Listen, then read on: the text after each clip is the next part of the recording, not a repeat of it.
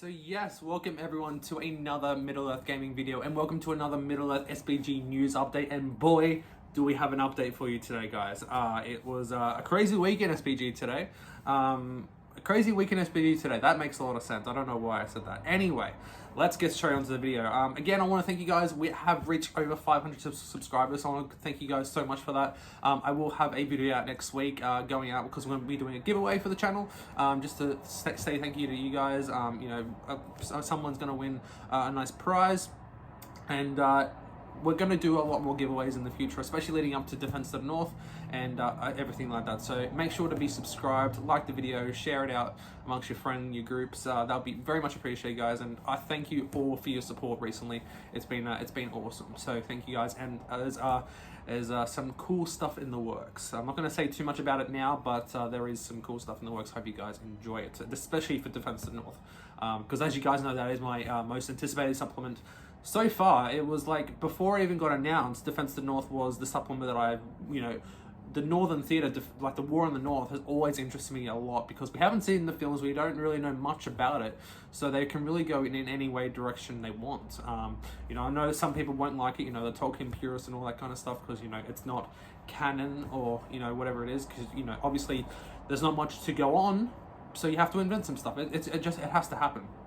But this week we have got some cool new models and toys that are going to be coming out that have been revealed. So obviously last week we got the Dale Command Pack, which comes with a Dale Captain, a Dale Banner Bearer, finally, and a Hornblower, or a Warhorn, I should say, a Warhorn handler, whatever you want to call it. I thought, we're probably going to get something the week after, on the Friday. But no, on the Monday, or was it the Sunday? It was a Sunday or Monday, depending on where you live. We actually got another announcement in the form of, it was teased at the end of the Dale Command Pack post. This is all on Warhammer community. I'll put a link in the comments below, in the description below, so you guys can go check it out for yourselves. But we got a teaser for what was going to be revealed, and it was eventually it was announced that it was going to be a Dale Windlance, which we're going to go over. We're going to go over the article in a bit, but let me know what you guys think about this in the comment section below. I know I think a lot of people suspect it was going to be a Windlance, considering it had it was going to be something against that could stop a dragon, essentially. So Windlance is very it's very not situational. What's the word I'm trying to think of? It's very appropriate, I should say. Very appropriate for wounding dragons, or for trying to take down big monsters.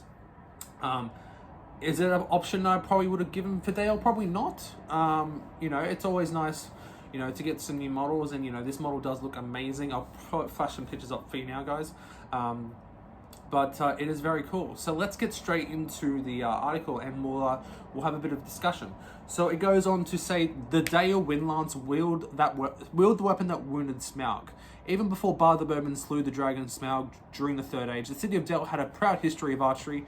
At the apex of their art were mighty war engines called Windlances, equipped with devastating black arrows designed to pierce all by their thickest of hides. Just such a weapon was used by Girion of Dale to wound Smaug, creating the weakness that his descendant Bard would one day exploit with a black arrow of his own. And you can soon add them to your Middle-earth army. And as you guys can see, the beautiful model there with a firer. It's obviously it's going to be a piece of it's going to be like a normal siege weapon, mortal catapults and stuff, and it's going to have crew. By the looks of this, anyway, it's got someone who's holding a black arrow, and it's also got someone who's firing the windlass as well. So that's interesting as well. So these elegant ballistae, similar to the one used in the game by Bard himself, are crewed by experienced warriors of Dale and fire deadly accurate strength 10 shots deep into your enemy's ranks. Armies from the garrison of Dale can use windlances to put the fear of death into larger targets. Not even a Balrog can strike off the massive black arrows without coming to some serious harm. So it seems like it does have accurate, which is very cool. So when firing the windlance at a battlefield target, the shot only scatters 3 inches rather than 6. Definitely going to help. You can still get around that, by spreading out, obviously a bit more. You're gonna have to be a bit more, excuse the pun, accurate with your movement. But you can definitely get around that. But it definitely does help the windlance player as well. So combining multiple wind lancers with the Esgaroth bows carried by warriors of Dale reinforces the formidable shooting for which Dale armies are known, and gives eagle-eyed generals a whole bag of tools to handle whatever Mordor can throw at them. It's also beautiful work of dwarven craftsmanship, deceptively, I can't even say that word, jeez. Simple in design, but packed with details to help it stand out among your muster. With 2 characterful crewmen, you'll find the full rules for the Dale Windlance in the upcoming Defense of the North supplement, and then of course it has the standard blurb with stay tuned with the when you can get your hands on this with the as well with the new Dale commanders as well. But there's a few things there. So obviously it has crew. We can take multiple wind lancers, so it's obviously going to be in the warriors, which makes sense. You know, a lot of siege engines are, but taking multiple wind lancers, that could be very interesting. I don't know if I would do it. I'd probably want to get the wind lancers to put on a Dale board. Like, that would make sense. To take it to a tournament, multiple wind lancers, I don't know if it's going to work or not. Bar, I haven't seen a lot of people take Bar with his wind lance at that rate. Maybe warriors. Maybe it's going to be like a normal siege weapon. Have to wait and see. But it's very cool nonetheless. The models are amazing. I'm very, very close to starting my Dale army. I'm just waiting for Warriors of Dale to come back in stock. That's all I need. At the time of recording this video, I have ordered Bard II and Girion Brand, as well as some Knights of Dale, so that's very cool. I've got the 2 Captains of Dale from the Made to Order coming as well. That has now been shipped, finally. My Made to Order's finally been shipped. But that'll be going on in a hobby vlog later on, guys, so don't worry about that.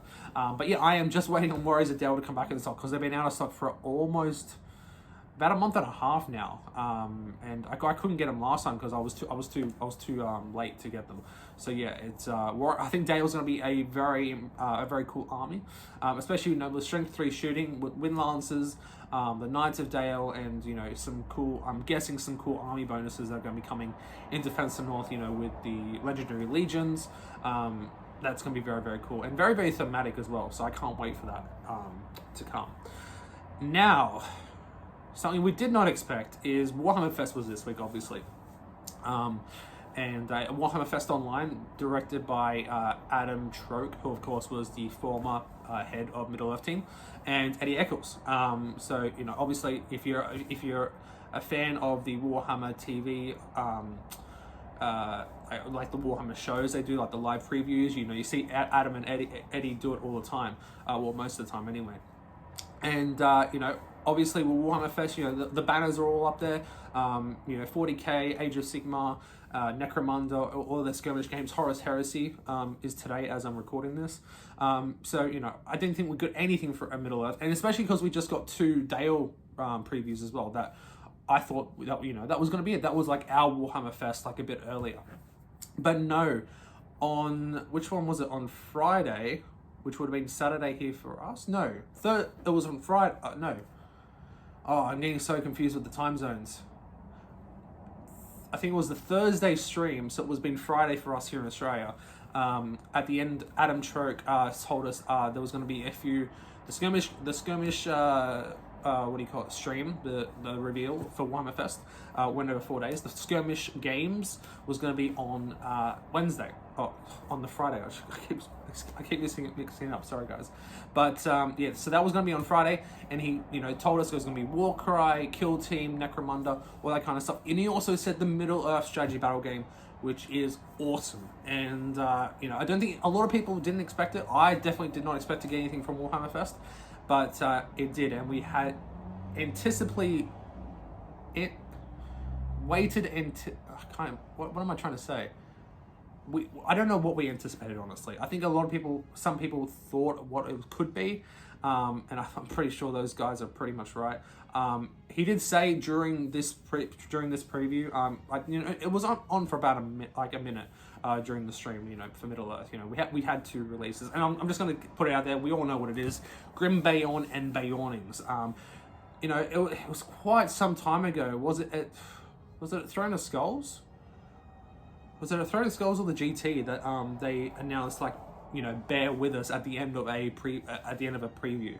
It was a long time ago, so we obviously knew that some form of bear was going to come, and a lot of people thought Beornings or Grim Beorn, who was Beorn's son, would be coming into the game, which would be very cool. And that's been a part of the game for quite a while now.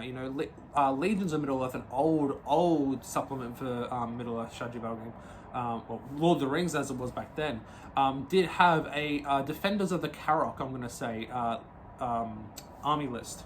That a lot of the profiles that came in Legions of Middle-earth didn't come to fruition, or some of them did in a different way, or some of them did in the way that they were in the books.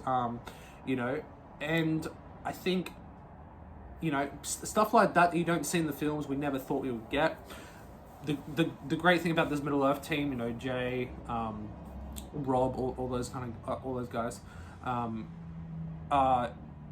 that they're not afraid to go into the unknown, and I think that's just great. It's great for our hobby. If they just stick to the films and all that and all that jazz, it's a shame to say, but the game probably wouldn't be where it's at right now, and they're just delving into it now. So you can just imagine how much stuff is out there, and I can't wait to see it all. But let's get into this preview. I'm going over, and I'm probably rambling right now, guys, so I apologize about that. But we have a new Warhammer community article that has gone up when the stream went live, and it said, reveal Grim Beorn and Beornings awaken from hibernation. So we recently announced the new supplement for Middle-earth strategy battle game Defense of the North. We still don't know when the supplement's coming out. Adam did say it's coming out very, very soon, so that's exciting. I think a lot of people thought May, at the end of May, maybe start of June, but we'll have to wait and see. If it's at the end of May, we really don't have to wait long at all. So now bear with us for a moment, and we'll be revealing the next set of new miniatures. Grim Beorn is the chieftain of the Beornings. He's pretty useful with his axe, but just like his father Beorn, he's a skin changer who can turn into a bear to unleash a terrible fury upon his enemies. And just look at that model, guys. Absolutely stunning. The bear is mint. It's absolutely fantastic. A big step up from the Beorn model that only came out, was it in at the end of 2013? No, yeah, I think it was at the end of No, it would have been in 2014 when it came out, like mid 2014, I believe, when the Beorn and Man pack came out. Because originally we just got the Beorn miniature. That is now long out of production. It's very sought after. But we did get the Beorn and Bear pack, and that was only, well, it's 8 years, 7, 8 years ago now. But this bear is amazing. It's got strategic rock as a lot of models these days do. So does Grim Beorn, the strategic rock that's become a meme now for Warhammer. But very, very cool. It's got such a lovely definition in its face. I really like the look of it. Looks like it's going to be a beauty to paint up, and I can't wait to get my hands on it. Grim Beorn himself, he looks very cool himself. I've got to say, it doesn't have a massive recollection to Beorn, but very cool nonetheless. And looks like he's sporting that great bow, which is quite a big bow, I got to say. So I'm really excited to look forward to that. Strength 4 shooting is always cool. It goes on to say those Eastlings will definitely think twice before taking on a bear. So it looks like Beorn, Grim Beorn and the Beornings could be fighting the Eastlings. Obviously, we don't know that much about Grim Beorn and the Beornings. So who knows? They could have been. Are they going to help out the dwarves, or are they just going to defend their homeland? In some of the scenarios, that's what I'm really looking forward to, the scenarios, and delving more deep into that stuff, into the stuff that we don't know about, essentially. Accompanying Grim Beorn into battle are the Beornings. It's clear from these burly fighters, so we know that they're going to be burly, which is very cool, that the wilds breed tough folk, more than capable of defending their homelands from any invaders. So these miniatures all come with alternate heads, which is very cool, so very nice for posability if you want to get multiples of them. And can be armed with either great bows or hand-and-a-half axes. So that's very cool. So hand-and-a-half axes, obviously you can wield them single-handedly, or you can two-handed. What am I trying to say? Use them two-handed essentially, and with their if they're burly fighters, they may not get that -1, which is going to be very cool. And you can piercing strike, with axes, but it depends what their profile is. But I would imagine they're probably going to be strength 4, maybe strength 5, depends. There are Beornings essentially. There are very strong men. These guys are not skin changers, so they can't turn into bears. So you're not going to have an army of little bears running around, but you will have Grim Beorn. I'm guessing you won't be able to have Beorn in the same list, which would be a bit disappointing. I don't know if Beorn's still alive at this time. We'll have to wait and see. But yes, they are very cool indeed. So yeah, be able to put them with axes or great bows. So having more great bows and they're more strength 4 shooting is going to be awesome. Definitely going to be allying them with some other guys. I think allying them with the dwarves could be very cool. I think it's just a great a great addition to the game. Which I've seen the posts on Facebook. And people thinking that these guys were never going to come. We thought it might have gone Beornings, but not Grim Beorn, or we could have got Grim Beorn, but not Beornings. But it's very cool now, and I can't wait to add these to the collection, of course, and to use them in the scenarios for Defense of the North. It's going to be a lot of fun. But let me know what you guys think about these releases in the comment section below. What do you guys think about the Dale Windlands as well? But obviously, what do you guys think about Grim Beorn? What do you guys think about the Beornings? How do you think they're going to act? Do you agree with me? Could they be strength 4, strength? I feel like they should be at least strength 4, if not strength 5.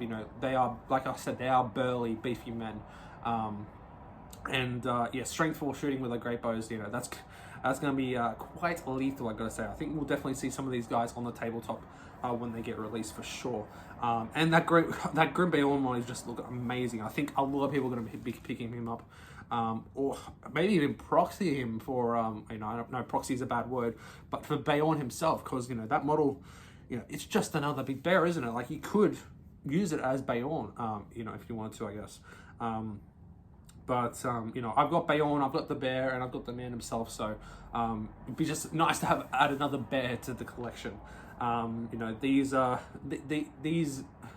when I first saw these guys, I was at work the entire day, and I only saw them when I got home. And I gotta say, these new releases are unbelievable. See if you caught that. Yeah, let me know what you guys think in the comment section below. What do you guys think? I want to thank you guys so much for tuning in. What do you listen to me ramble on. It's probably a bit of a longer video for this one, but I just want to get my thoughts and opinions out there. Hope you guys enjoyed it as well, and we'll see you in the next video very, very soon. Hope you guys enjoy it. I'll see you guys in the next one. Take care, and as always, happy gaming.